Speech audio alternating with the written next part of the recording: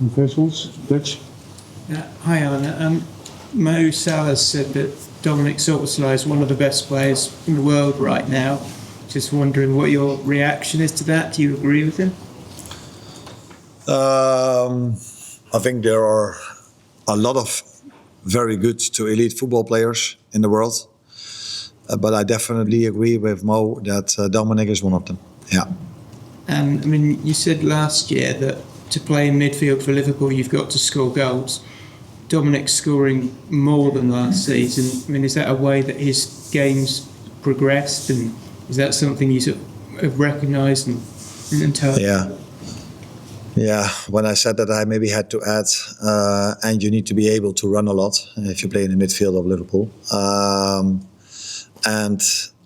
But I think what I meant was, as a number 10, you also need to produce goals.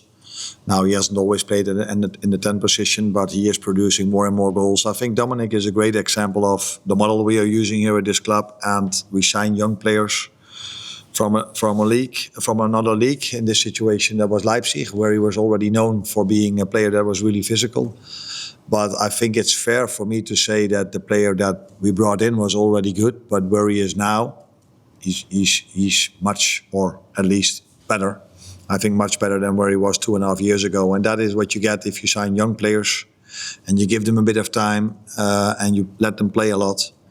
And that's why I also think that that trajectory he's been through is the same trajectory we can expect from other young players we are having that we've signed from other leagues. You can already see their progress.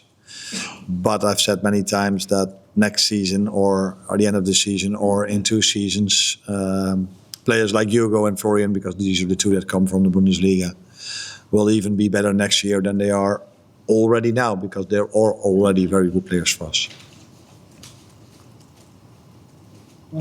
Can I just ask you about Mo, because obviously he got goal and assist tonight, but his overall play, particularly in the second half, was maybe the best it's been for a long while. How impressed were you with him and his overall contributions at the moment?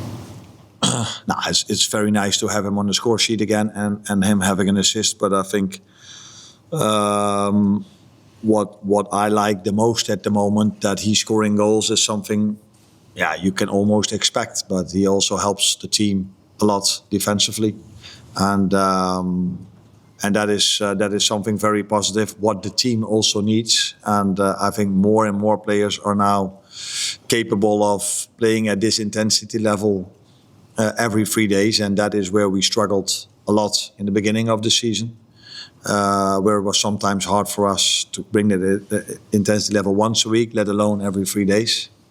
But now we're able to do so. We see more and more the quality we are having, and that's why I've said so many times already that the future looks really bright for this club with these players, and I think the recent 7, 8, 9, 10 games are showing that as well. James? That was Curtis's first start for, I think, just over a month.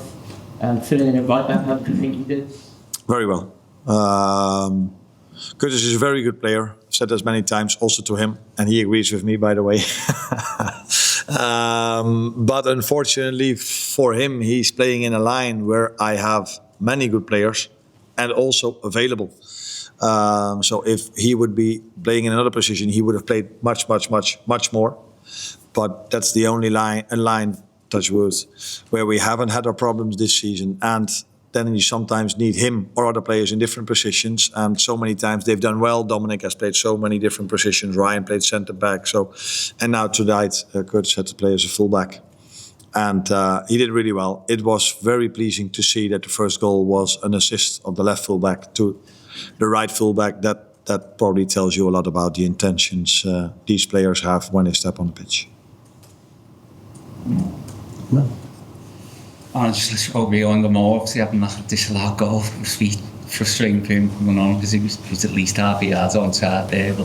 Yeah, that's the only thing that was not different compared to all the other games we played, that there was a referee decision that was not in our favour. So that has been multiple times the situation this season. But I also said many times when I sat here or at the AXA that we need to make sure that if decisions go against you, that you're still able to win. We have to become that good that we don't rely on the fact that against City there was not a red card on Gueye, or all the other decisions that are made this season that didn't went in our favor. And tonight, again, there was a decision that didn't went in our favor, which should have been different because he was onside, as you said. But we were still able to win 3-0. So now no one talks about it, although I don't follow everything, but I don't think there's been a lot about spoken about how many times we've been disadvantaged by referee decision this season. But unfortunately for him, because it would have been a nice moment for him to score a goal and for Cody to have an assist, because I think Cody played a very good game tonight as well. Just off that, really, how did you find the experience without VAR? I mean, it was disallowed, but did you enjoy the experience at all? In general, I enjoy watching football without VAR, because if you then score, you're like, it's a goal. So that was the same with the 1-0. I looked at the linesman and he didn't raise his flag. So I was like, that's nice. But then a few seconds later, he did raise his flag, which was correct because he was offside. And they also explained to me that he wanted to know who scored. The moment he heard it was Cody, he said, but then he's offside. So fair and good decision. I like VAR only for the clear and obvious things. And I'm not meaning red card, yes or no, for Gueye and Mo Salah, because that is, I thought it was 100-0, but I've heard people saying that they could live with that decision. So even that decision was not 100-0, 80-20. So let's stay away from that. Only go to offside, yes or no, ball over the line, yes or no. And that for the rest, the referee the game. But yeah, that's my opinion. And that's not going to happen. But that's the way I would like the VAR to be. But yeah, I think we're now so used to VAR that I would prefer to have VAR during a game, to be honest. So, quick one on Dom, actually. Do you see all the attributes there for a future leader or captain over here? Yes, but he's still young. And I think he has a lot of attributes already, especially if it comes to leading by example.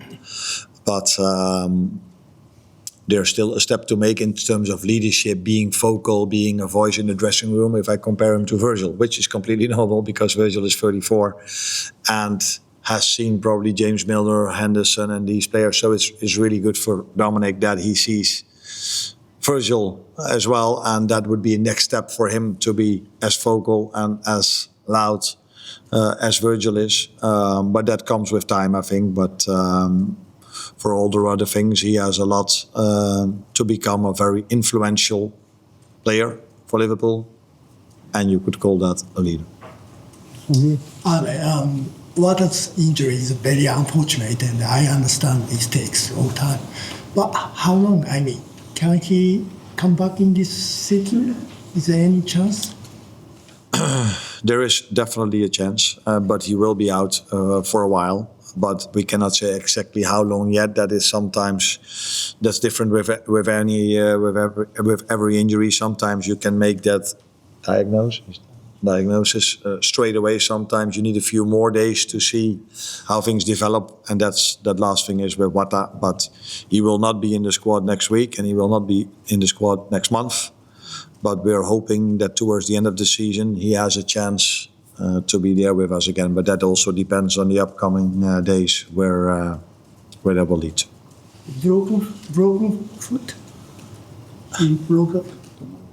We don't know yet. It's the first lie I've made over here.